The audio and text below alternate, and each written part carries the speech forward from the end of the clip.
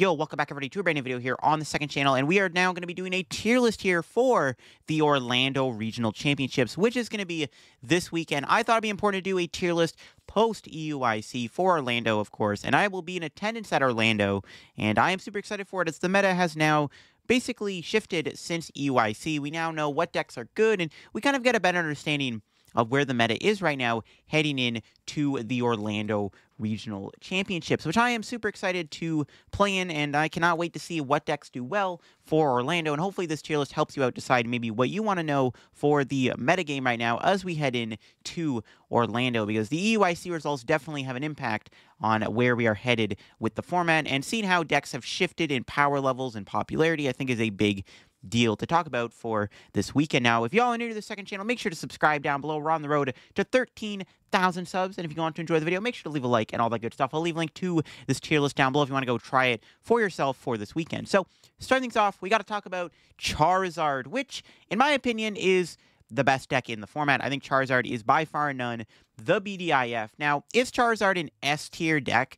I mean, it's not as like on the power levels like how Lugia, Silver Tempest was and that format, or even like ADP, but I do think Charizard is by far the best deck in the meta right now. I don't think anybody is going to argue that. There were two different Charizards in top four. We had Williams Charizard with the double TM Devo and the Maximum Belt, and then we had the Tord Charizard deck with the Turo, the Yell's Cheer, the Cleffa, the 1/1 Bibarel. So I do think that Tord Charizard is going to be the more favored Charizard to play going into Orlando, but I do think Williams' build is good too. It's a lot better for the mirror match when you have double TM Devo plus the Maximum Belt. But yeah, Charizard is by far the best deck right now in the format.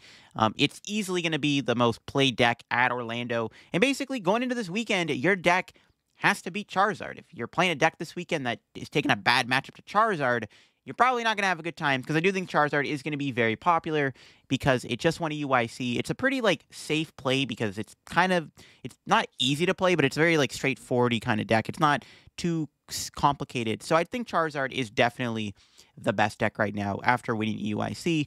It's easily the best deck in the format by far. Now, Bibzard, of course, it's probably tier 2.5. Like, if you're going to play a Charizard deck, you're probably better off just playing Pidgeysard. Literally, just play Pidgeysard over Bibzard. Bibzard is not as consistent as Pidgeysard, and it doesn't have the same power level that the Pidgeot build has, because Pidgeot just allows you to do more in a turn than you would with just Bibarel by itself. But Bibarel, Pidgeot, now you're talking, like the Tord build. But yeah, Charizard, best deck right now. By far, the Pidgeysard deck is super dominant, and we're probably going to keep seeing the deck evolve as the tournaments go on. I'm sure there's going to be some kind of weird tech cards in Charizard this weekend. It seems to be the story with how Charizard's been evolving with the format, is they're starting to play different tech cards to adapt to the meta. We'll have to see if that changes with Orlando. Next up, we have the Roaring Moon decks here. So there's two different Roaring Moon decks in the meta right now. We have the Roaring Moon the Dunsparce deck, and then we have the Roaring Moon Koraidon Ancient Box deck. So they're both actually decent. The Koraidon build did win EUIC in the Seniors Division, and then, of course, the Roaring Moon the Dunsparce deck did get top 8 at EUIC. Now, I think Roaring Moon the Dunsparce is easily like a tier 2 deck. It's a pretty, like, fine, fun, solid deck. It's one of those decks that I do think does have its weaknesses. I think its honest biggest weakness, though, is going to be getting over Pidgeysard with double Turo. That's kind of the big innovation that Charizard is on right now, is the Tord build plays 2 Turos. Turo is a really hard card for these type of decks to play against, because the thing with the Roaring Moon deck is that you're constantly kind of playing in a 2-shot game against Charizard, especially with the Baby Roaring Moon. Baby Roaring Moon has no problem 2-hit KOing Charizard a lot of the time. The problem is when they have double Turo, they're just going to sit there and keep Turoing over and over again. You do have the Roaring Moon EX, which does have Frenzy Gouging, which can KO the Charizard, so the matchup isn't that bad. If Charizard goes back to playing Mist Energy again, then it's going to be really rough on the Roaring Moon deck. And then, of course, Ancient Box, I think, is also... I think it's slightly better, in my opinion, than the Dunsparce Roaring Moon deck. I think Ancient Box, being an all single-prize focused deck, does give it a bit of an edge. It did win in the Seniors Division, too. It had a top 16 placement, too. The deck is definitely really strong. It's kind of they're both kind of underrated decks, in my opinion. I think the Dunsparce Roaring Moon deck is going to be the more popular way to play the Roaring Moon build, in my opinion, heading into Orlando. I think more people are going to pick up on that deck, but I would say this, don't sleep on Ancient Box either. I think Ancient Box is still a pretty solid deck. Both of these builds, though, do need to figure out how to handle handle Charizard with double Turo, because I think that is going to be a bit of an issue. A good Charizard player is most likely going to be able to pilot this matchup pretty properly, and they're going to time their Turos really well, and it's going to be really hard to win, because not able to two-shot a Charizard because of Turo is going to make this matchup really difficult for both of these Roaring Moon decks, and I think it's going to be the biggest obstacle you're going to have to get over. Now, Arc Piles are pretty cool right now, so the most popular way to play Arc is still, in my opinion, going to be Arc Tina, but I think Arc Armor Rouge definitely cool. I think it's obviously a tier 2 deck, kind of just one of those, like, rogue for fun decks. It's nothing too crazy in the format. Definitely is a pretty fun archetype, and I think that it's going to be a bit more popular than before because it did get top 32 at EUIC. Like I said, it did win. It did lose that winning in 2 top 8, which was a big deal, and Arc Armor Rouge is a fine deck. I think that it does get fine with Charizard being popular because the deck does have an okay Charizard matchup, in my opinion. Once you kind of figure out how that matchup plays out, you have the Armor Rouge EX, which a lot of the time can take 4 prizes before it does die because of its ability. You have the Radiant Heatran, which can be a really big threat in that matchup too. You have Mew EX if your opponent goes down to 1 prize remaining. So I think that the Charizard matchup for Arc Armor Rouge is pretty decent, and honestly, your other matchups aren't bad. I think your worst matchups are going to be the Ancient decks, and one of the things to talk about going into Orlando is there's going to be a lot more Ancient decks seen play, and that's going to be a bit of a struggle for the Armor Rouge deck. The Arc Armor Rouge deck does struggle quite a bit against both Roaring Moon builds, mainly because they just kind of ramp so much damage so quickly, and eventually they'll knock you out. Roaring Moon EX has always been a bit of an issue for Arceus in general too, so definitely is a bit of a sketchier matchup. Arctina is kind of in like the similar vein. It's more of a tier 1.5 deck. I think Arctina is still a solid play for Orlando, mainly because it does seem to have a pretty solid matchup against Charizard. That's kind of the one thing that Arctina has going for it. It's got a good Zard matchup, or in theory, it should have a good Zard matchup. You have Maximum Bulk Giratina, you have Judges, and you have Iron Leaves EX. Now, Arctina didn't do as good at EUIC as we all thought. It kind of underperformed, to be honest with you. It didn't have that really many high placements, to be honest with you. The highest placing one was like, I think somewhere in like the 70s or 60s. So like Arctina didn't do as well at EUIC as a lot of people predicted. I still think the deck is in an okay spot heading into Orlando. It is one of the only decks I think that like it's really tailor-made to just beat down on Charizard compared to most decks in the format. And I think it does it best more than most decks, actually. Then we got Arc Vulpix, probably more of a rogue deck. I think that this deck does get weaker. The one thing with Vulpix, it is nice to have against Charizard because Vulpix can wall off Charizard. Towards Charizard deck doesn't really have a great way to deal with Vulpix. They do play Prime Catcher, though, which is a little bit more sketchier for Vulpix because if they're able to hit your Vulpix early on, it can get a little awkward. But overall, Vulpix, it's in a decent spot still, but it's nothing crazy. My main issue with it is Giratina and these Ancient decks are going to be a bit of a harder challenge for the Vulpix overall. Vulpix is really only good against, like, Shempao sometimes and Charizard, and that's about it. So I don't know if Vulpix is, like, the greatest play. If you're playing an Arc Vulpix deck, you got to play something like a Goodra or, like, some other backup Pokemon in the deck, because I don't think you can win the game with just the Vulpix and the Arc. Arc Goodra, same thing, kind of a rogue deck. Definitely a deck that could be underexplored. Goodra did win EUIC in the Juniors division. It was a Lost Zone build, not an Arc build, but the point still stands. Goodra's an underrated Pokemon right now. We just have to figure out the best way to play it. Shempao. Okay, Shempao's probably... I don't know, this is interesting. Shempao definitely did good at UIC. It had some, a lot of players were on it. It did have some good results. It didn't get top 8 or anything, but it was a pretty heavily played deck at EUIC this weekend. It was pretty heavily played. So that does kind of impact where the deck can land on this tier list. The problem with Shempao, it was kind of heavily targeted too, though, at the same time. I mean, the Charizard Double Devo, the Regieleki Charizard was another issue for it. I mean, heading into Orlando... I mean, Shempao's probably still fine. I would still honestly put it like a tier 1.5, like in the same category where like Arctina is. I think Shempao's like honestly still like a fine play overall. It's not a bad deck. I do think that it maybe gets a little bit better with the popularity of Charizard, but if we're going to be seeing more Banette Giratina, then it's going to be a little bit more sketchier for Shempao overall. However, I think Shempao's either going to start playing 4 rare candies, or they're going to start playing the Arctibax in the deck. The Arctibax does allow you to play around TM Devolution, which is a big deal, and that's one of the Shempao's biggest weaknesses, is the TM Devo, and I think TM Devo was going to start being played in Charizard still this weekend. Even though Tord didn't play a TM Devo, still most likely going to be played, so I would still put Shempao in that like tier 1.5 category. It's still a very strong deck when it works. It might struggle against these Ancient decks, though, I will say that. I don't know if it has a great matchup against the double Roaring Moon deck. You do have Iron Hands in the deck, but the Iron Hands doesn't allow you to, knock out any of these moons or anything, because you don't play Future Booster Capsule or Iron Crown, which is a problem. I don't know. Shenpao being in tier 1.5 maybe is a little too much. Honestly, maybe it's more of a tier 2 deck, honestly. I think that the deck definitely has fallen a little bit. I don't know. It's either like tier 1.5 or tier 2. Probably if I'm going to put it in tier 2, it's probably going to be like top of tier 2. I don't know. The deck's okay. I think it's going to be a little less popular in Orlando. It's not a terrible deck, though, and maybe it can beat the Torbzar deck. I don't know. Maybe I'm, like, over-representing where this card was. Maybe we'll put in tier 1.5, actually. I lied. Maybe we'll just keep it there. That's one that I'm kind of struggling to decide where it actually is.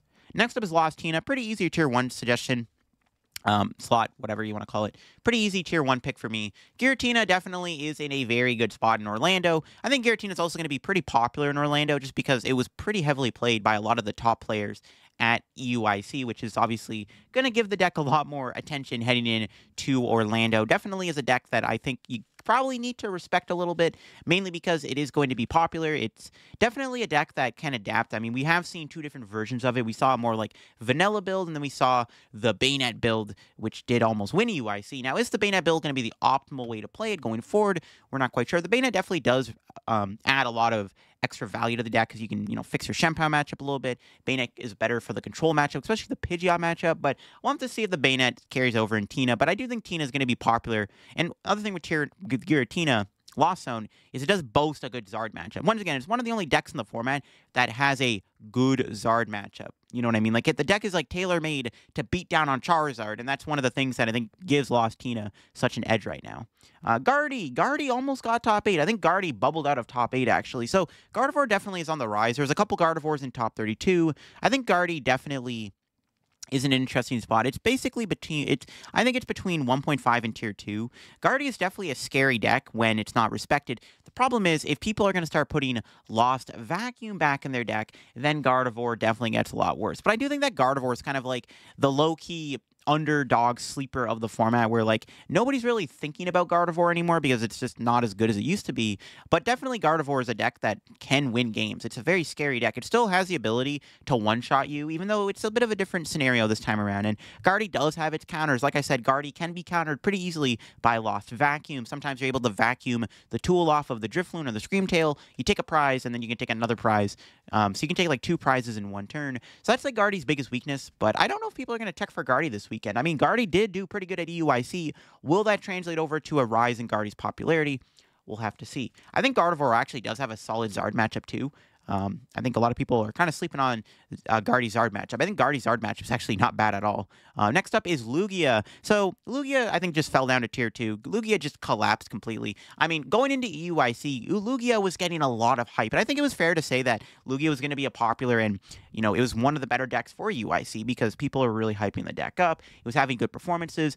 It was just getting really hyped up for EUIC, but it kind of flopped. It did get a top 32. It's not like the deck, completely bombed the tournament and, like, there was, like, none in day 2. There was, it got top 32 still. It had a respectable tournament run, but it didn't do as well as we all expected Lugia to do, considering how much hype and attention the deck got. Now, that doesn't mean that Lugia is completely dead. I think that it has completely fallen to, like, tier 2. I think it might struggle against Torbzar a little bit.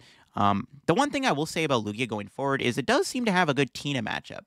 I mean, Lugia's always had a good Giratina matchup in, like, most formats, but I think if you're going to play a deck that beats Giratina, I actually think Lugia is a solid play for that. My main issue with Lugia is it struggles against stuff like Shenpao, and it struggles a lot against Future Hands, which is another deck that is going to probably be a little bit more popular this weekend. Lugia's not in a bad spot. It's just the amount of lightning in the format is kind of scary for it.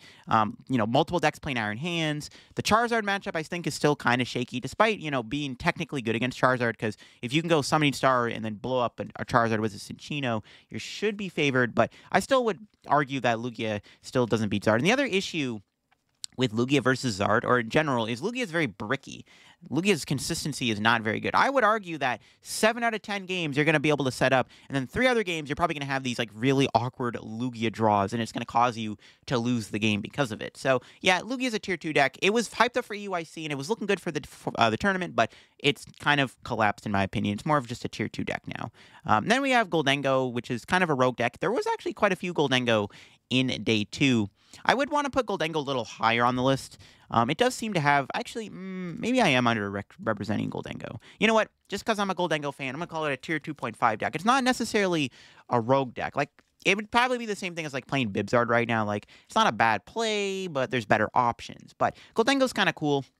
There was a couple in day two, and honestly, its matchup spread isn't like awful or anything. I think you will struggle against the ancient decks, and you're probably gonna have a bad time against like maybe Lost Box. But I mean, you can probably beat Charizard. I mean, the one thing with Charizard is gonna be tough is obviously gonna be the Radiant Charizard, which is gonna be a bit of a problem for you. But I don't know, Goldengo's still like okay. It's not a bad deck. Sard matchup could theoretically be good. I guess Maxim Belt's kind of difficult, but if you're playing against a Tor build that plays Prime Catcher, you don't have to worry about the Maxim Belt as much. All right, Pidgeot Control, I think, is another Tier 1 deck. If piloted correctly and if played properly and if the 60 is kind of figured out and optimized for said regional, I do think that Pidgeot Control is an easy Tier 1 pick. Pidgeot Control is 10 times better than Snorlax right now. We'll get into why Snorlax Control isn't as strong as Pidgeot in a bit, but I do think Pidgeot Control is the best way to play Stall/Control right now because there's a lot of options. There's different ways you can play it. We saw multiple builds of the Pidgeot Control in day 2 at EUIC. I mean, Alessandro's build in top 4 definitely is really strong, but there was another build in top 8, and then there's even some other builds floating around with the Wigglytuff and the Cloth EX. I think Cloth EX is going to be the way to kind of maybe beat Charizard a little bit more now. I think, Pidgeot Control definitely can tech itself out. That's one of the decks in the meta that can kind of figure out what to play as the format evolves because there's so many different options for how you can build your Pidgeot Control deck. So we can definitely see the deck evolve on that front. And I think that Cloth is going to be a bit more popular in the deck now. The Cloth EX seems to be really good against Charizard, specifically because you can run them out of energy really quickly.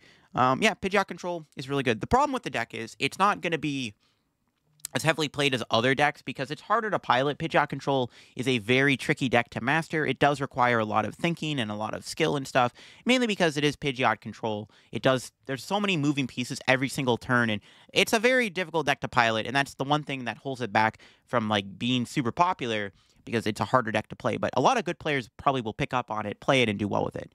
The Future Box deck is probably tier 2. Like, it's probably like perfectly fine. It does have the ability to kind of loop the attack with Iron Leaves, which is pretty valuable. Being able to attack with Iron Leaves multiple times in a game is really good because Iron Leaves is really good against Charizard, obviously, and Charizard is going to be the best deck for Orlando, and, this deck just kind of can beat you down with the grass attackers every turn, which isn't terrible. And then we have Lost Box. Now, in my opinion, Lost Box is a good tier 1.5 pick for this tournament. I do think Lost Box gets a little better for Orlando, and that's because Giratina gets a little bit more popular now, which I think is going to be a matchup that Lost Box gets to prey on. I think Lost Box with Mew is the way to go. If I'm going to play Lost Box this weekend, I'm probably going to be playing a Mew EX in the deck, because Mew EX makes the Zard matchup more winnable because you can put them down to 1 prize remaining, and then you can kill them with a Mew EX for 330 damage, or you can use Mew, which is really good against Giratina also. So I think that Lost Box is in a decent spot this weekend. And I think it does get a lot better. It does have to worry about like Eries and stuff still, which is obviously going to be a problem. But I do think that Lost Box is still in a good spot heading into EUIC because it does have a good Tina. And in my opinion, has a good Zard matchup if played correctly. I guess like the Bibzard or the Bibarel like Pidgeot split in the Torzard deck is a little bit sketchier for Lost Box because a lot of the time with Lost Box, you can like Raikou take out their Pidgeot really early on and then their deck can't function and it can be a bit tricky. But when they have a Bibarel, it's like, okay, well now you got to deal with the Bibarel and I guess that gets a little sketchy. But if you can like maybe get to Sableye really quickly, take out their Bidoof, maybe it's not a problem. Bayonet. Now, Bayonet Gardevoir, probably tier 2.5. We didn't really see much Bayonet Gardevoir do too hot in EUIC's day 2, but like Goldengo, it's like a deck that I wouldn't be surprised to see a couple in day 2. It's not a terrible deck. The Bayonet Guardy kind of strategy isn't terrible in this format. Same thing with Gouging Fire, just like another 2.5 deck. I wouldn't be surprised if maybe one made day 2. I don't think any did make day 2 at EUIC, but it's another deck that I don't think is like terrible or anything. It's definitely like a fine deck. And maybe Gouging Fire gets better against Giratina. That could be like a solid matchup for Gouging Fire in my opinion. Mainly because Gouging Fire can like play like Choice Belt and stuff and like one-shot Tina. I actually think your Tina matchup's probably not bad.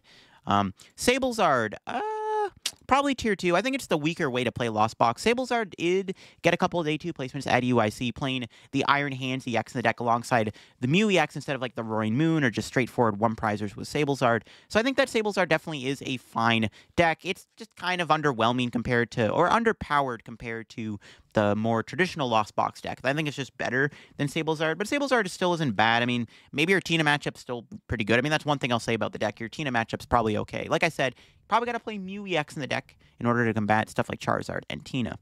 Miraidon, obviously a rogue deck. I don't think Miraidon is like the greatest deck right now. It's not a bad deck. Like, it can still exist. It can still win games. It still has like some power level. Yeah, Electric Generator is still very scary, but Miraidon's no more than a rogue deck. And I guess we can classify Raging Bolt as a rogue deck. I think we'll probably eventually see someone get day 2 with some kind of Raging Bolt archetype at some point, but didn't have it at EUIC, and obviously Raging Bolt can be classified as a rogue deck right now. Then we got Great Tusk Mill I want to quickly mention real quick. I mean, there was one in day 2. Honestly, Great Tusk Mill is more of a rogue deck at this point, though. I don't think it's a deck that a lot of people are really, like, thinking about or playing. It's definitely not a bad deck or anything. I'm not saying the deck is, like, bad. It definitely can win games, and it can be a bit of a cheese deck, but I don't think Great Tusk Mill is, like, in a fantastic spot right now. Its matchup spread does seem a little awkward at the moment. And, I mean, you can put up a fight against Charizard, but if Charizard has, like, the Yell's Cheer, I guess it can be a little difficult. I don't know. It's, like, okay. Yeah, it's an okay deck right now. More of a rogue deck than anything else, in my opinion.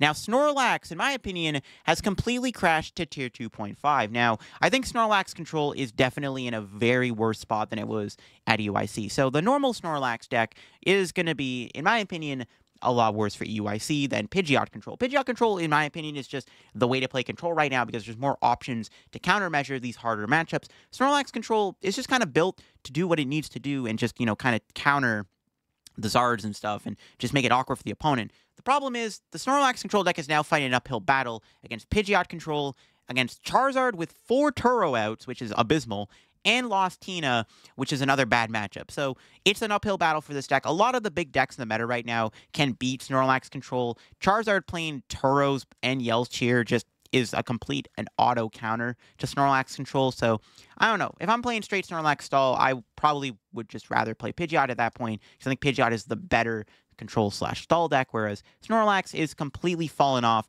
due to the fact that like most of the top decks in the format have countermeasures to it, especially now that Charizard has figured out how to beat Snorlax with like the double Turo Yell's Cheer. It's Jover, bro. It's just Jover.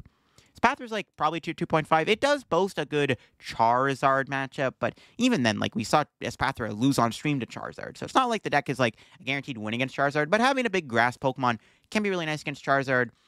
Could be a good like deck to do day 1 with, but if obviously in day 2 you're gonna be playing against better Charizard players, and then obviously the deck gets a bit worse. But Espathra is a cool meme deck, kind of like it's like Goldango, kind of group it in that like Goldango category of like maybe see a couple in day 2. It did have a decent placement at EUIC, which I think will affect people's decision if they want to pilot the deck at Orlando Regionals. I will say this about Espathra though.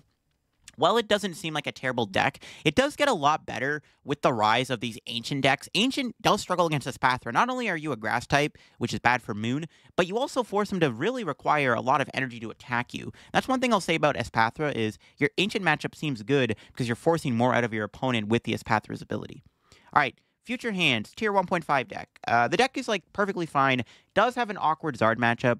They are saying that like the way to beat Zard with Future Hands is you do have access to either TM Crisis Punch at the end of the game, or you can play the Iron Leaves in the deck to counter Charizard. So those are your ways to beat Charizard. It's not a guaranteed win though, but yeah, Future Hands definitely is like still a good deck. I will say with Lugia getting a little bit worse right now, it's not great for the deck. Lugia not being as popular now as it's going to be for, Orlando does hurt the deck's like popularity in terms of like being able to farm stuff, but I would imagine your Guardy matchup's okay. I think your Lost Box matchup is okay too, depending on how it goes. Your Tina matchup, in my opinion, is kind of close too. And yeah, your Shenpao matchup seems decent too. And I actually think you're not bad against the Ancient decks, specifically Ancient Box. I think Ancient Box is really good for Future Hands because you should easily be able to like knock those things out in one hit. As long as you have a couple Vacuum in the deck, I think your Ancient Box matchup is also pretty fine. So, I mean, you kind of pick up on the popularity of the Ancient decks, in my opinion.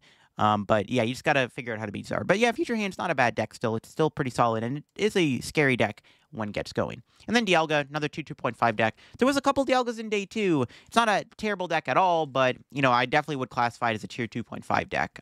Probably will get a bit weaker for this tournament just because Charizard is more popular, and I think the Torzard deck is a little bit scarier for Dialga to deal with when they have like double Turos and stuff, which can be a bit more harder to manage. But yeah, Dialga tier 2.5, just one of those like for fun rogue decks that we're probably going to see a couple in day 2, kind of classified with like Espathra and Goldango in that category. But there you have it, folks. That is my tier list for Orlando Regionals. I think the 2 decks in tier 1 are pretty much just going to be Lost Tina and Pidgeot Control. Charizard, BDIF right now, no one's going to dispute that. And then obviously the tier 1.5 are like pretty solid decks that can, they can put up a good fight against Charizard, and they have potential against it. And like everything below that is kind of like where it is. Like the Roy-Moon to Dunsparce deck and Chien-Pao, I'm kind of like iffy on. Like maybe Roy-Moon to Dunsparce is a tier 1.5 deck. Maybe Chien-Pao's a bit lower. I think it's fine to put them where they're at. But overall, I think this is where the meta is right now going in to the Orlando Regionals. Let me know what you think of my tier list down below. I'll leave a link to it down below if you want to go try it for yourself. That'll be for me on today's video. Hope you all enjoyed. I'll catch you on another video. Have a good rest of your day, and bye-bye.